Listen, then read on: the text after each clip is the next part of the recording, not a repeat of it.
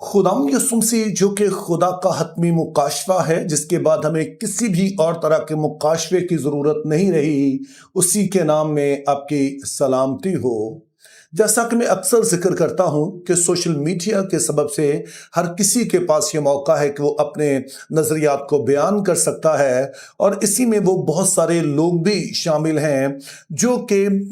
Bible की ज़ुबान में या मसीहत में वो बिदती कहलाते हैं। और उन्हीं में से एक बड़ा फ़िरका वो भी है जो कि चाहता है कि मसीही दोबारा से वो सारी यहूदी रस्म व रवाज को अपनाएं, और उनकी जो एक पसंदीदा किताब है जिसका वो अक्सर जिक्र करते हैं वो तालमूद है। तो आज की वीडियो में हम इसी वाली किताब पर गौर करेंगे, चूंकि ईमानदार होने के नाते हमें ज़रूर पता होना चाहिए कि मुख्तलिफ तरह की जो टर्मिनोलॉजी इस्तेमाल होती है। तो तालमूद है क्या, इसका इसराइल की ज़िंदगी पर क्या असर हुआ, और हम मसीही होने के नाते हमें किस तरह से इसे देखना चाहिए। तो पहला सवाल तो यही पैदा होता है कि तालमूद है क्या। तो तालमूद यहूदियों के नज़दीक जो बनी इसराइल हैं उनके लिए जो सेकंड मोस्ट इंपॉर्टेंट बुक है, ज़ाहिर है पुराने अहदनामा के बाद वो इसको सबसे अहम समझते हैं। और आप इसे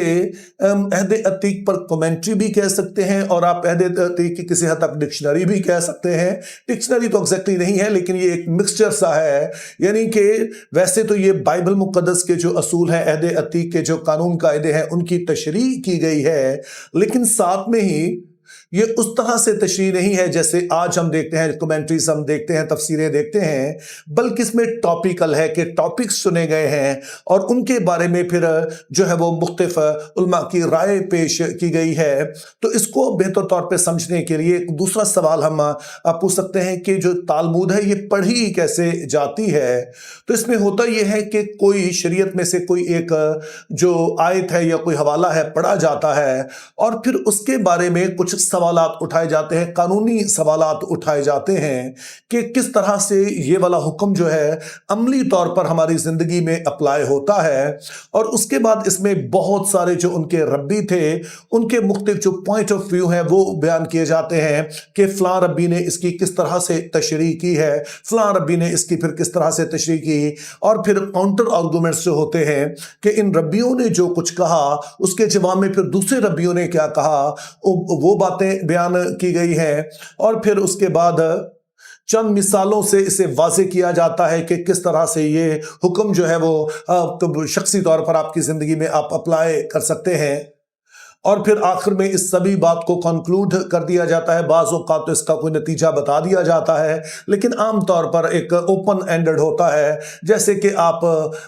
सब्बत की मिसाल ले लें कि अगर सब्बत पे है, खुदा ने कहा है कि तू सब्बत के दिन को पाक मानना, तो फिर पाक मानने का क्या मतलब है। मुख्तलिफ फिर उलमा ने राय दी है क्या क्या काम करने से, क्या क्या कामों से बाज रहने से आप इससे पाक मान सकते हैं। तो इस तरह की बहुत सारी तशरीहात इसमें शामिल की गई हैं। तो इस तरह से तालमूद ना सिर्फ ये एक कमेंट्री है, बल्कि इसको आप कह सकते हैं कि ये एप्लीकेशन कमेंट्री है कि किस तरह से वो सारे असूल कायदे जो बाइबल मुक़द्दस में बताए गए हैं, खुदा ने हुक्म दिए हैं, उनको आप अपनी आम जिंदगी में कैसे अप्लाई कर सकते हैं। और फिर तीसरी बात अपने ज़हन में रखनी है कि जो तालमूद है उसके दो नाम है, एक यरूशलेमी तालमूद है, ये ज़रा मुख्तसर है, आप कंसाइज किस्म की आप इसे समझ सकते हैं, और फिर दूसरी है बाबली या बेबीलोनियन तालमूद, और ये काफ़ी डिटेल में है, इसमें बहुत ज़्यादा तफसील के साथ चीज़ें की गई हैं। इसी तरह से जो तालमूद है इसके दो बड़े हिस्से हैं।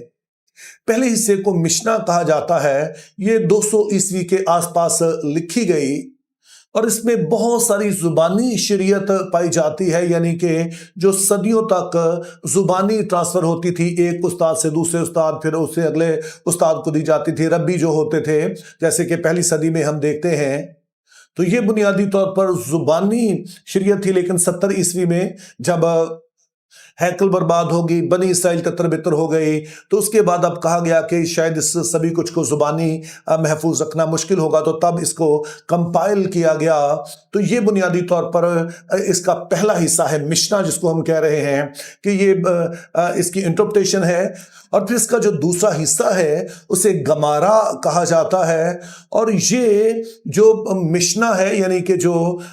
सदियों से रबियों की वो तालीमात थी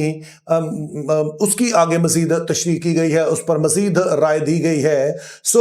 اس طرح سے آپ کہہ سکتے ہیں کہ مشنا بائبل مقدس کے وہ قانون قاعدے جو ہیں یہ ان کی تشریح کی گئی، پرانے ربیوں نے کی، اور پھر جو گمارہ ہے یہ آگے مشنا کی مزید تشریح کی گئی ہے، اس کی مزید وضاحت کی گئی ہے۔ اور تالمود کا یہ والا حصہ جو گمارہ ہے یہ 400 عیسوی کے آس پاس لکھا گیا، یعنی کہ جو مشنا ہے تالمود کا پہلا حصہ اس کے لکھے جانے کے کوئی 200 سال بعد۔ اور اس حوالے سے پھر پانچویں چیز ہم نے ذہن میں رکھنی ہے کہ یہ جو تالمود ہے اس کا جو یہودی قوم ہے اس پر بڑا ہی گہرا اثر گیا، بہت اس کا گہرا امپیکٹ ہوا۔